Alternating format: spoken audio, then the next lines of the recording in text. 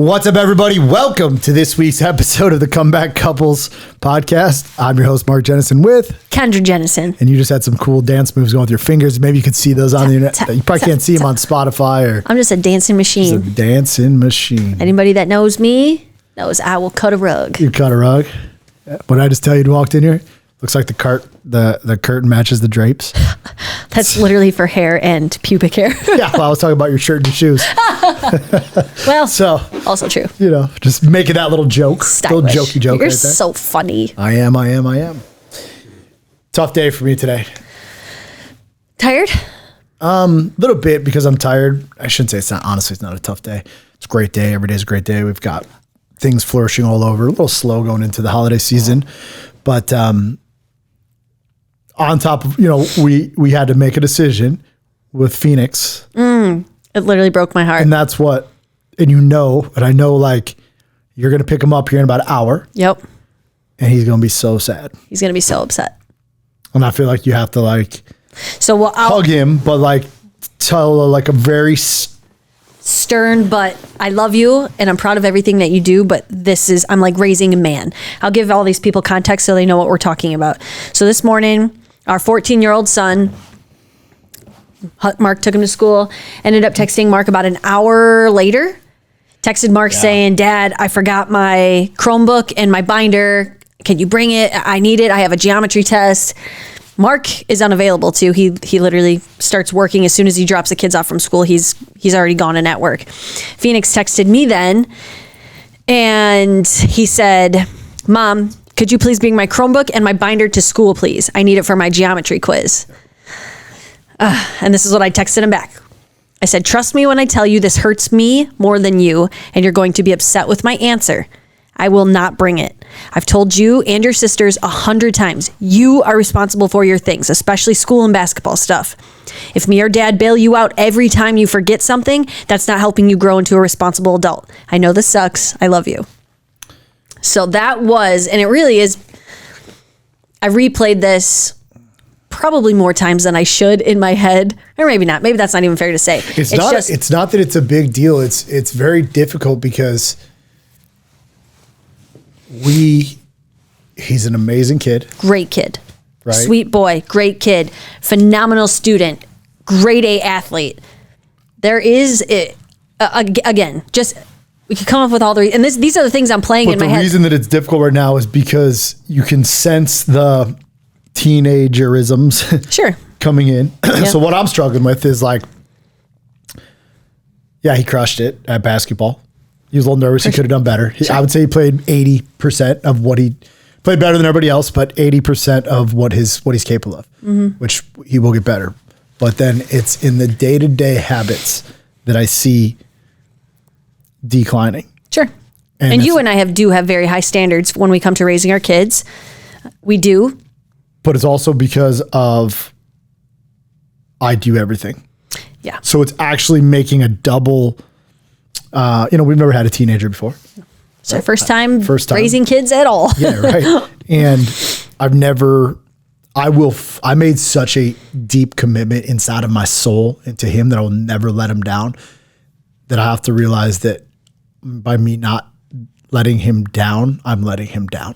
Yeah, by you thinking and doing everything for him is actually letting him down. Because I knew today, and actually that was right when he had texted you, because you made this promise to yourself. He texted you at the same time and you already knew?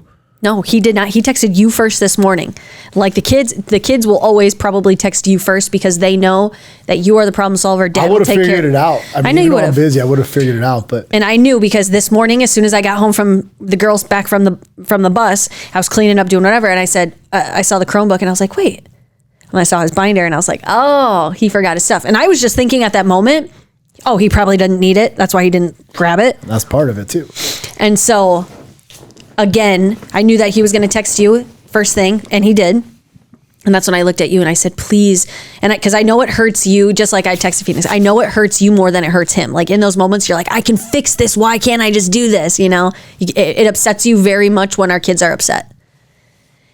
And that's why I said, please do not bring him his Chromebook and his binder. I said, this is a perfect teaching lesson, especially because I feel like for the majority of our kids' life thus far, again, like I said, you've always kind of done the thinking for them. You've always solved the problems for them. You've always just been the problem solver that you are like bred and meant to. You're like, that's just the man you are. It's kind of what I do for everybody. You do it for everybody. And it's actually, it's the one thing, it's not the one thing. It's a huge reason why we love you so much, is because we know that we can count on you. But at the same time, it is one of these things that we're not just raising kids, we're raising adults eventually, you know, and it's imperative to me that he's going to look back, I guarantee, and he's going to be like, if he really did have a geometry quiz today, he's going to look back in this moment and he's going to be so upset, but he's going to be like, you know what? I guarantee you every day that he leaves the house, he's going to make sure he has his freaking Chromebook and his binder, you know? Be more on time. Be more on time. He's going to be more responsible. The sick part about it is he probably will ace it. He's going to, of course he is. Like if he has to get a paper copy or whatever, yeah. Right, with whatever he has to do, he's probably going to do just fine. He's going to do great. But Chris even said something we did our 2024 planning. Yep.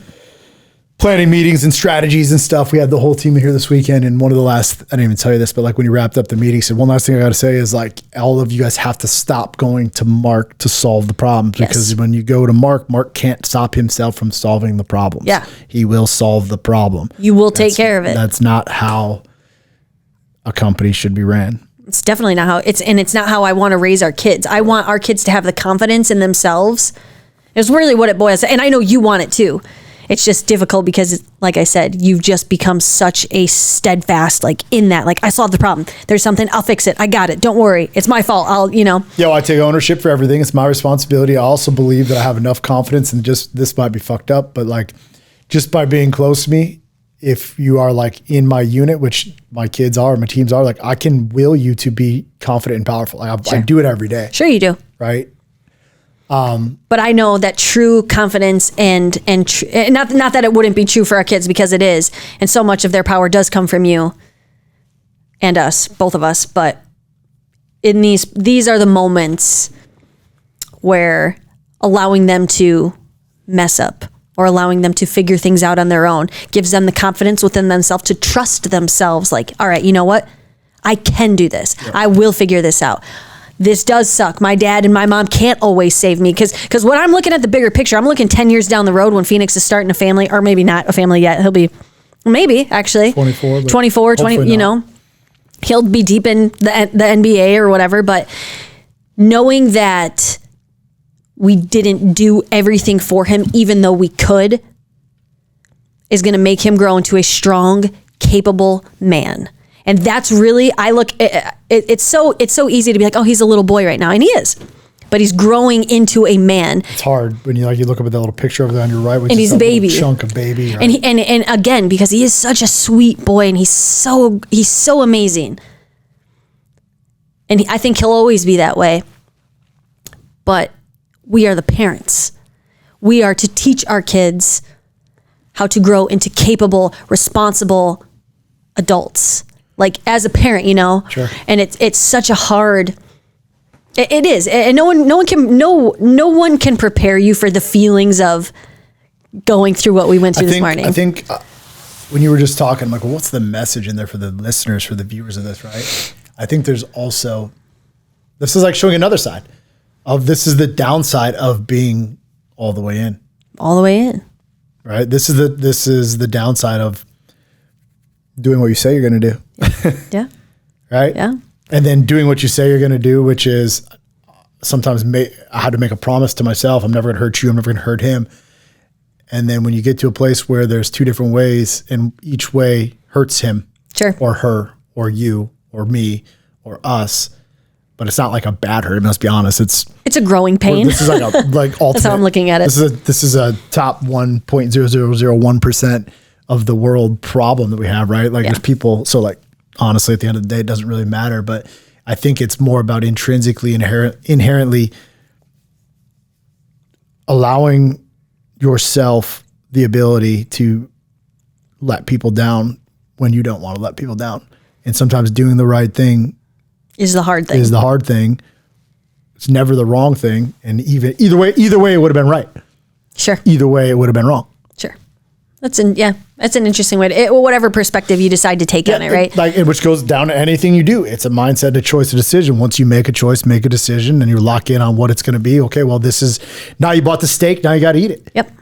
Yeah. And again, it would have been very easy. It would have been very easy to get that text message for him to text me. And I would have been like, yep, sure. I'll bring it right there. Yeah. I legitimately looked at, well, not my clock, but my phone. And I'm like, okay, I can do this. I can push this guy back. But then I'm like, you know what? Before you even told me not to do it, I'm like, man, I've got this podcast lined up. Ryan's waiting me for this. I've got to get on this. And then we got to do this. It just boils down to, and you and I talk about it often, the type of children we want to raise. And the way that you and I view the world, I saw it as a learning opportunity, a growth opportunity for Phoenix, because he's going to be driving in a year. He's going to have a lot more responsibility other than just basketball and school, and again, the greatest accomplishment that I could ever have as a parent is to know that I have raised my children with enough confidence, critical thinking, intelligence, capability, and to watch them flourish as adults in the real human world, and to know that they're going to crush it, and that they have enough, they have enough fortitude, and the characteristics of who they really are going to come through, and that will be the greatest gift. And that's going to come from me and you not doing everything for them, supporting them always. Well, maybe not, allowing them to figure out what they want to do in their life. And I just know that comes from allowing them to struggle, allowing them to fail, allowing them to figure things out on their own. I think, and I've never said this to anybody. I never even said this to you. I for sure have never said it to anybody else, but I often look at when I'm parenting these kids and I present them with an opportunity that either lets them down or makes them think on their own, which is very rare that I have to let them down or to hurt them or to piss them off or how they respond. I often ask myself, is this going to be the one decision that fucks them up entirely for the rest of their life? Because I know what happened to me. Sure. Right. And I take the responsibility of being a father and their mental well-being very seriously. Very seriously. Yep. Right? You do. I really, really do. And when I make decisions on how to parent or to just do them, or a lot of the way that I do things is because I'm always trying to figure out how do I save them from the pain that I went down. Yeah. And what's interesting is I watch you without even. Because it's my, and I know that the lives are completely different, but there's a lot of hatred in me. Yeah.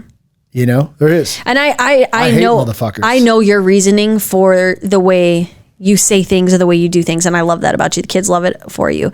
And you and I grew up two completely different ways, where when my mom, because my mom was she wore the pants in the family. Yeah. She was all about letting us fail, letting us figure things out, letting us struggle, because in the moment I fucking hated it. I couldn't understand. I was like, Mom, and I grew up very well off. I tell people all the time, I'm so fortunate for how I grew up with love and a warm home. But my mom made a point of, this is a teachable moment. I'm preparing you, Kendra, as a woman for the real world, for everything that you are going to go through in your life.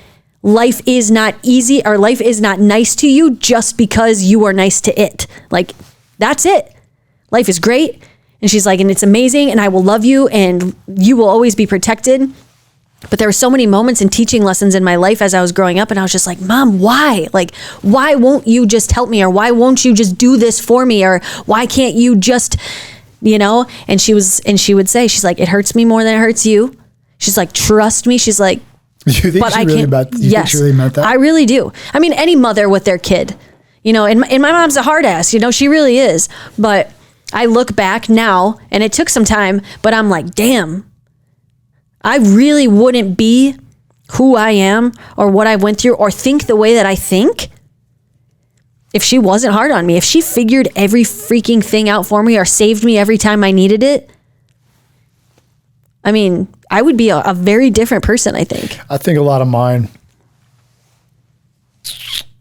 desire to save is because I always wish that somebody would have saved me. Yeah. Or there was always something I wish I would have heard, or an I love you. And that's coming. Or you got this. And I exactly. Like I said, you and I grew up two completely different ways. You never heard that. I heard that despite me struggling and having to go through, I always went to bed knowing I was loved. Never heard it because there was, my uncle was good. He did try to encourage me. And I had friends of parents who like loved and cared. Yeah. I mean, a lot of people love it. It's not like I'm some my life was tough. Yeah. But it's not like I was just, I know that, but like, I think once this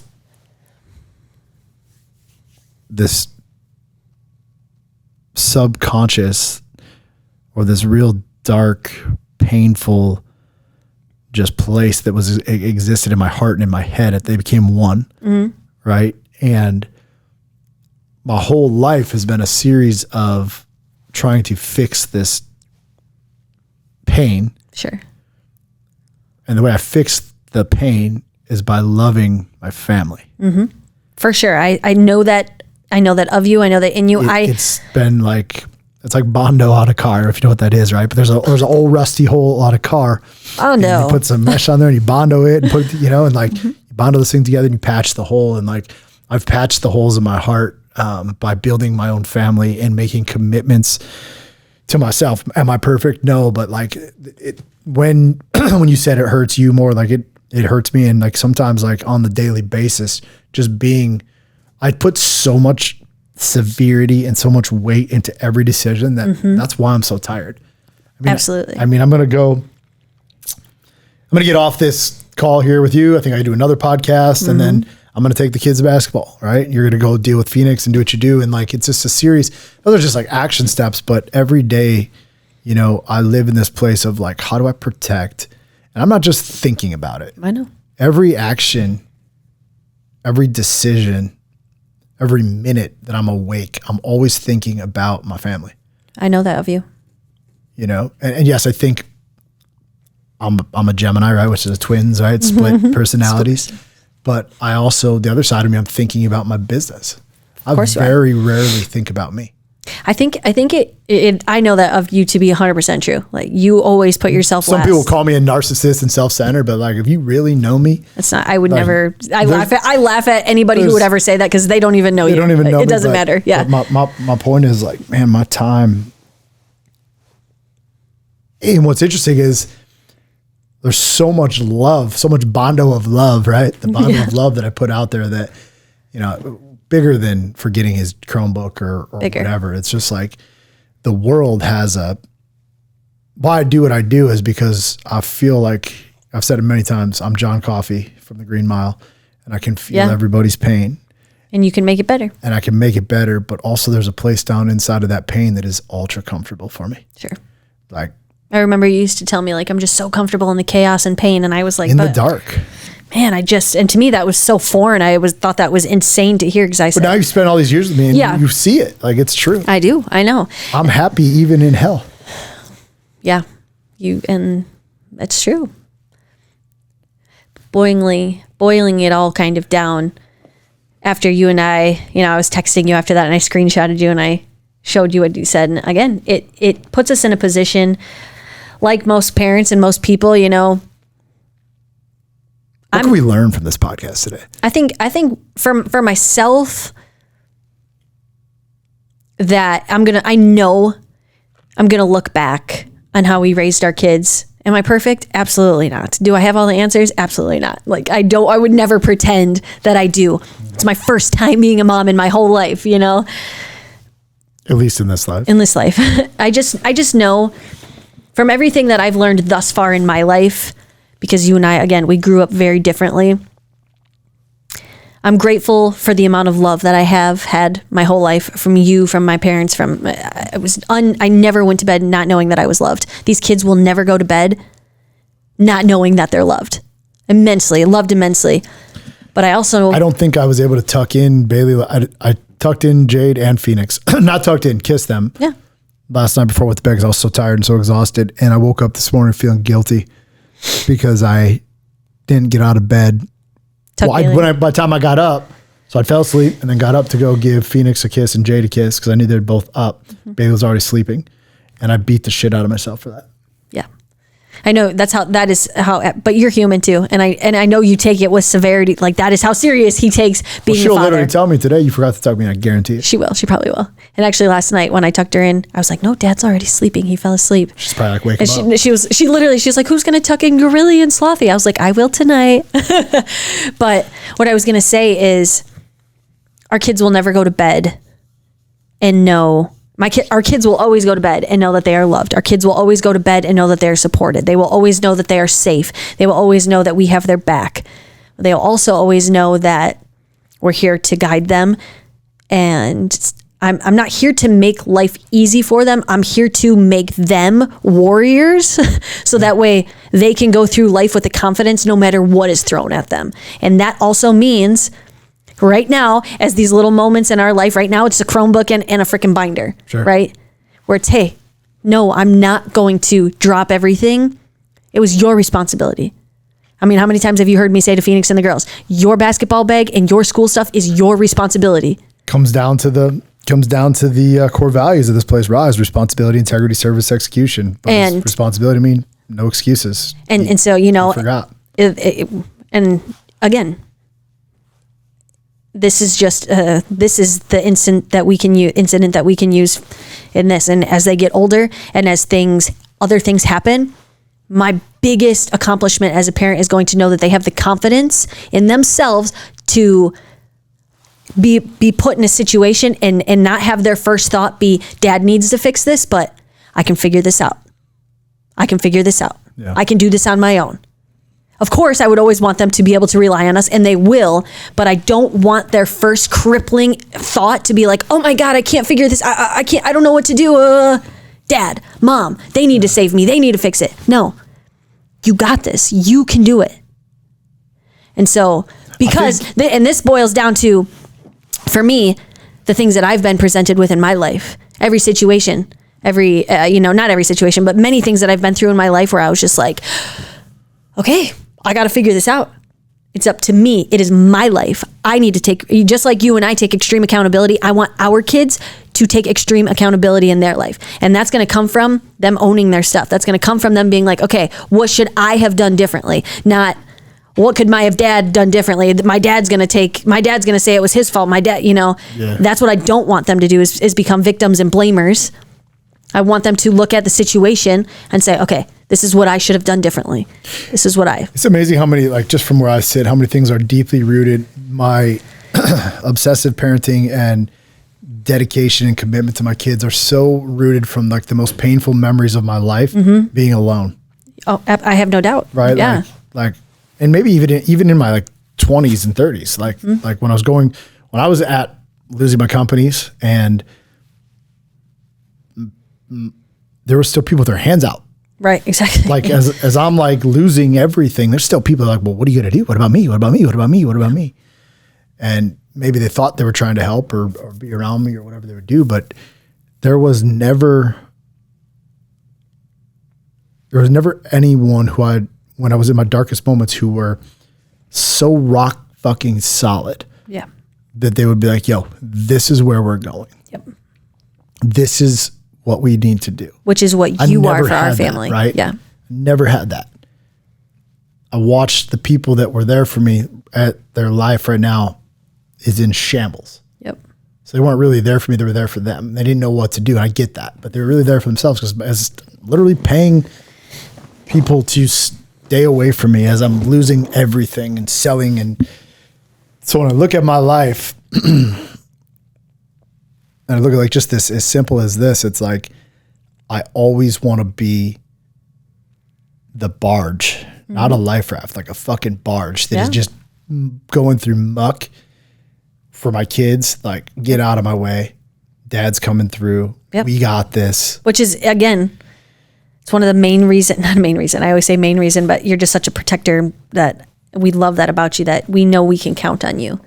Yeah, but it sucks because it actually weakens people. And well, exactly. That's not a hard time, but it's just like, okay, well, how do I do it both? How do I do it all? Right. And you can't do it all. And I mean, you can. I think we can. I think I don't know that. But why would you want to? No, not do it all for them. Oh, okay, yeah. I can be the barge and I can be the guider of like discipline and responsibility. I can push both. You can definitely push. The barge can have another layer to it, right? It can literally be like, okay, before dad has to push. I mean, dad's here pushing behind you, but like you're out here on the front line, man. And like, we're going.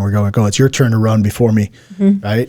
I'll got your back. I'm right here 2 steps behind you, but let's figure this shit out. Like you got this. You got this. Yeah. And that's just a transition that I'm making. I definitely see a transition that I definitely, as our kids are getting older, when they're little, if he was 5, 6, Daddy, forgot my backpack. Sure, bud, I'll be there, But there does get to a certain age, in my opinion, or at least how I want to raise our kids, where it's, no, you have to start thinking for yourself. You have to start to realize that you're growing up now. That comes with more responsibility. That comes with, hey, like, I'm going to be the man one day. Or, hey, I'm going to be a mom one day. This was a fun podcast for us just because I wanted to, very, very low. I didn't have to put a ton of energy into it. Just we're thinking it's real. It's where we're at. I'm sure there's some parents out there that may be going through something similar. Maybe it's deeper than this. Maybe it's their kid has drank, right? And they're like, oh shit, and make your own thing. You want to stop them. You want to help them, or it's your husband or whatever. And yeah, I liked this episode. Me too. I really liked it too. Yeah. Anything else you want to say? No, I think you nailed it perfectly when you said, for us right now, it's a binder and a Chromebook. There's going to come other instances in our life where it might be something a little more serious. And I look forward to